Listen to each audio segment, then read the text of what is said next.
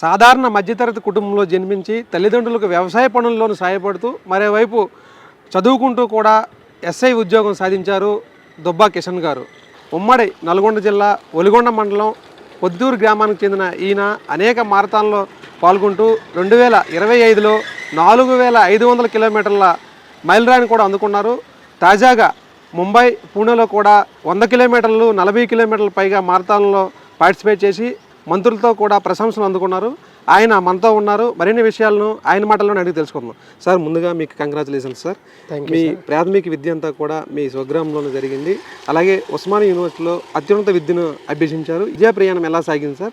మీ తల్లిదండ్రుల ప్రోత్సాహం ఎలా ఉండేది సార్? మాది పొద్దుటూరు గ్రామం, ఒలిగొండ మండల్. మా నాన్న దుబ్బ మల్లయ్య గారు వ్యవసాయం చేసుకుంటూ మాకు చదివేయడం జరిగింది.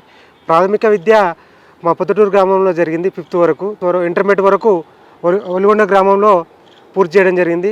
డిగ్రీని భువనగిరిలో కంప్లీట్ చేసినాను 2003లో. డిగ్రీ తర్వాత పీజీ కోసం మన ఆర్ట్స్ కాలేజీలో 2003 to 2005 ఎంఏ హిస్టరీ కంప్లీట్ చేయడం జరిగింది. అప్పుడే నాకు ఈ పోటీ పరీక్షల్లో తెలిసింది. ఒక్కొక్క ఫ్రెండ్స్ని చూసి ఏ విధంగా ప్రిపేర్ కావాలి అనేది ఈ ఉస్మానియా యూనివర్సిటీకి వచ్చిన తర్వాతనే నాకు ఎస్ఐకి ఏ విధంగా ప్రిపేర్ కావాలి అనే సిస్టాన్ని ఫ్రెండ్స్ చూసి నేర్చుకున్నాను. 2004లో యూనివర్సిటీ నోటిఫికేషన్ రావడం జరిగింది. అప్పుడు నాకు ఏజ్ 21 years లేకపోవడం వల్ల 2004 అటెండ్ కాలేదు. కానీ 2007లో నోటిఫికేషన్కు అంటే నా పీజీ కంప్లీట్ అయ్యి ఇక్కడే ఉన్నాను. అప్పుడు అందరితో పాటు ఈ గ్రౌండ్లో ప్రాక్టీస్ చేస్తూ నేను 2007 నోటిఫికేషన్ ఎస్ఐ ఉద్యోగం సాధించడం జరిగింది. మీ 2007లో ఎస్ఐ అయ్యారు. ఎస్ఐ పోస్టు మొదటి పోస్ట్ కాబట్టి పోస్ట్ అనుభవాలు ఎలా ఉన్నాయి సార్? తర్వాత ఈ మారథాన్లోకి రావాలని ఎప్పుడు మీకు అనిపించింది సార్? నేను 2007 జూన్ నుంచి మన 2008 జూన్ వరకు అప్పాలో పోలీస్ ట్రైనింగ్ కాలేజీలో ట్రైనింగ్ చేయడం జరిగింది. అక్కడ మాకు పోలీసు ఎస్ఐకి ఉండాల్సిన మెలకువలు, ఆ శారీరక దృఢత్వం కానీ అన్ని మెలకువలు అక్కడే మాకు నేర్పించడం జరిగింది.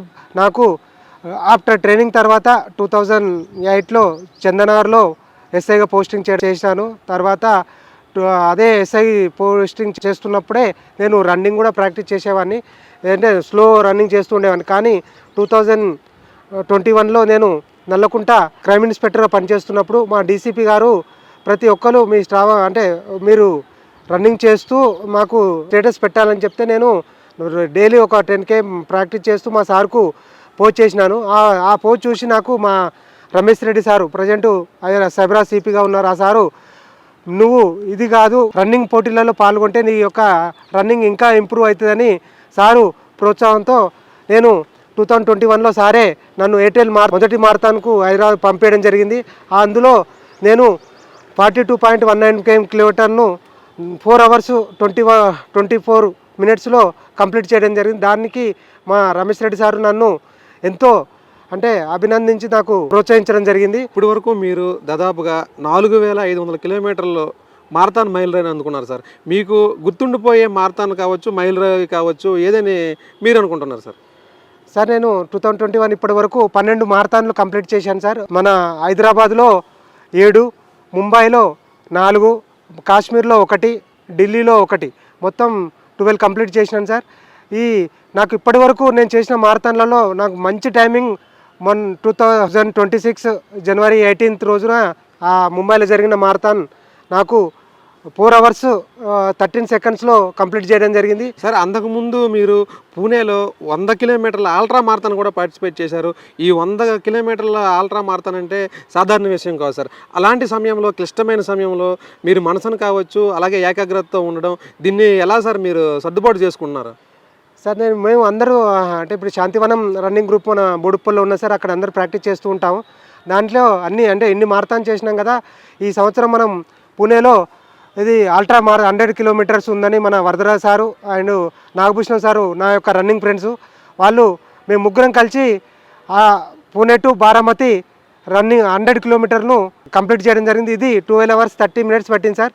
మార్నింగ్ 4 o'clock స్టార్ట్ అయితే ఈవినింగ్ 4:30కి మేము కంప్లీట్ చేయడం జరిగింది సార్.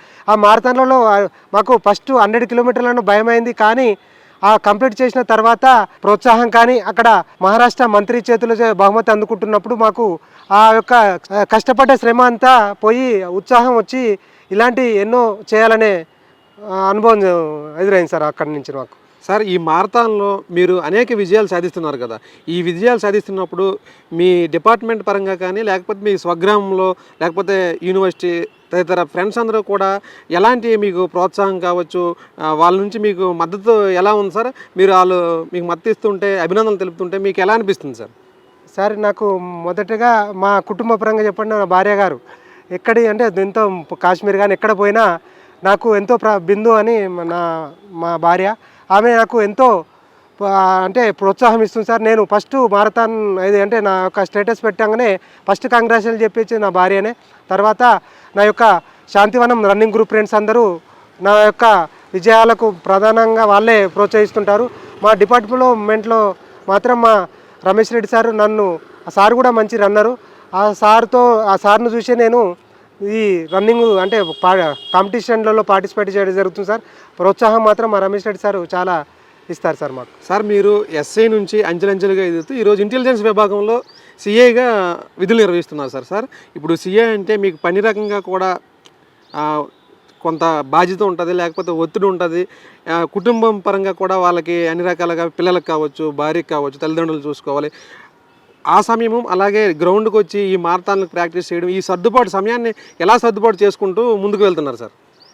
సార్ మనకు సమయం అనే ఎవరికైనా 24 గంటలే. దానికి మనం ప్రకారం అంటే ఎంత బిజీ షెడ్యూల్ ఉన్నా నేను రన్నింగ్ మాత్రం ఒక 1 అవర్ ఏ టైంలో అయినా నేను ఒక 1 అవర్ అంటే మార్నింగ్ కానీ ఈవినింగ్ కానీ ఏ టప్పుడు దొరికినా మార్నింగ్ ఒక 1 అవర్ అయితే కేటాయిస్తాను సార్. ఈ రన్నింగ్ స్టార్ట్ చేయడానికి ప్రధాన కారణం సార్, నేను 2010లో నాకు ఒక మేజర్ యాక్సిడెంట్ అయింది. బెడ్ రెస్ట్ వల్ల నేను వెయిట్ బాగా పెరగడం జరిగింది. ఆ బెడ్ రెస్ట్ అంటే ఒక 93 నేను ఓన్లీ ఈ రన్నింగ్ను వెయిట్ తగ్గడానికి స్టార్ట్ చేసినాను సార్. దాంతో అంటే అదే నాకు ఒక అంటే వ్యసనంలా రన్నింగ్ ఒక రోజు నేను గ్రౌండ్కి పోకపోతే నేను ఏదో కోల్పోయినట్టు అవుతుంది. దాన్ని ఈ కాంపిటేటివ్ రన్నింగ్లో పాల్గొంటూ ఉన్నాను. నేను ఒకరోజు రన్నింగ్ చేయకపోతే ఏదో కోల్పోయిన సిచ్యువేషన్ కలుగుతుంది సార్. ఈ రన్నింగ్ అనేది మంచి వ్యసనంగా అలవట్టుకున్నాను సార్. సార్ భవిష్యత్తులో కూడా మీరు ఇలానే మారథాన్లో ముందుకు వెళ్ళాలని మేము ఆకాంక్షిస్తున్నాం.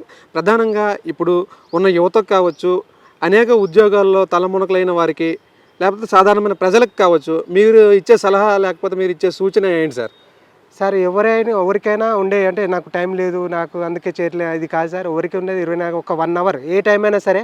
ఆరోగ్యం కోసం మనం ఒక 1 అవర్ మన శరీరానికి కేటాయిస్తే, ఓన్లీ రన్నింగే కాదు సార్, వాకింగ్ అయినా సరే, యోగా అయినా సరే, నీకే అంటే ఇప్పుడు మన ఏమంటారు సార్, సైకిల్ తొక్కడం కానీ, ఈత కొట్టడం కానీ, ఏదో ఒక శారీరక శ్రమ శరీరాన్ని కష్టపడితే మనం ఆరోగ్యంగా భవిష్యత్తుకు ఆరోగ్య తెలంగాణ కానీ ఆరోగ్య భారత్ను నిర్మించడానికి అవకాశం ఎక్కువగా ఉంటుంది సార్. ఇది ఇంటెలిజెన్స్ విభాగంలో పనిచేస్తున్న దుబ్బా కిషన్ గారు చెబుతున్నారు. ప్రతి ఒక్కరూ కూడా వారి వారి సమయాన్ని వ్యాయామాన్ని కేటాయించినట్లయితే ఎంతో ఆరోగ్యంగా దృఢంగా ఉంటారని, ఆటోమేటిక్ కూడా వాళ్ళు ఏదైతే పని చేస్తారో ఆ పనిలో విజయం సాధిస్తారని చెబుతున్నారు. అలాగే ఇటీవల ముంబై, పూణేలో కూడా మారథాన్లో పార్టిసిపేట్ చేసి అక్కడ ప్రభుత్వం నుంచి ప్రశంసలు కూడా అందుకున్నారు. అయితే ఓన్లీ 2025వ సంవత్సరంలోనే 4500 కిలోమీటర్లు రన్ను పూర్తి చేశారు. అయితే ఇప్పటి వరకు కూడా ఆయన సాధించిన విజయం వెనక కుటుంబ సభ్యులు, అలాగే ఆయన భార్య, అలాగే స్నేహితుల ప్రోత్సాహము, అలాగే అధికారుల ప్రోత్సాహం కూడా ఉందని ఆయన చెబుతున్నారు.